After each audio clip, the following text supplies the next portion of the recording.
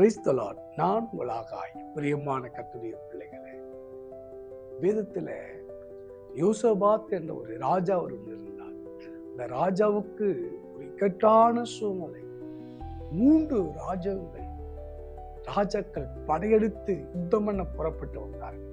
அவர்கள் மோவாப் புத்திரர், அம்மோன் புத்திரர், அம்மோனியர் புத்திரர். இந்த 3 நாடுகளும் அவன் மேல் படையெடுத்து வந்தார்கள். அதை கேட்டு அவன் பயந்து சபையார கூட்டினான், உபவாசம் பண்ணினான். ஆபிரகாமை ஈசாக்கின் தேவனை நோக்கி மன்றாடுகிறான். ஒரு பதில் வரவில்லை, பதில் கிடைக்கவில்லை.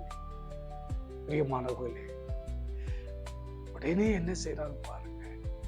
2 நாளாம் புஸ்தகம் 20ஆம் அதிகாரத்துல 12ஆம் வசனம், எங்கள் தேவனே, அவர்களை நீர் நியாயத்திருக்க மாட்டீரோ? எங்களுக்கு விரோதமாய் இந்த திரளான கூட்டத்துக்கு முன்பாக நிற்க எங்களுக்கு பலன் இல்லை. நாங்கள் என்ன செய்ய வேண்டியது இன்னதென்று எங்களுக்கு தெரியவில்லை. ஆகையால் எங்கள் கண்கள் உண்மையே நோக்கி கொண்டிருக்கிறது என்றார். திரளான பிரச்சனை, இக்கட்டான பிரச்சனை, அடி மேல அடி. எவ்வளோ ஆண்டவருக்காக நான் செய்துட்டு என்ன செய்ய தெரியல.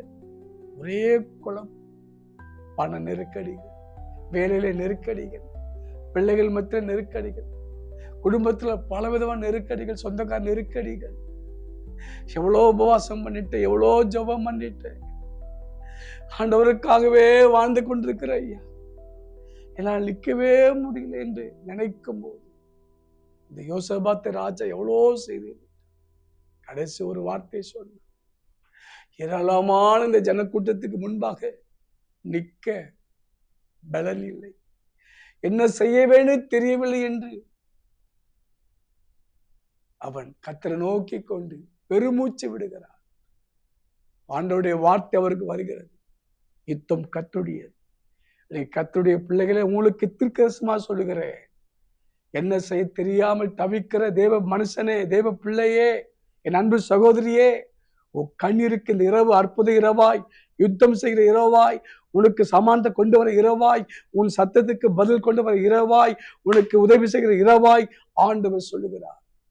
ஆண்டவரை நம்பி வாழ்ந்து கொடுக்கிற உங்களுக்கு இந்த இரவு அற்புத இரவாய் மாறும். சோர்ந்து போவாது. God bless.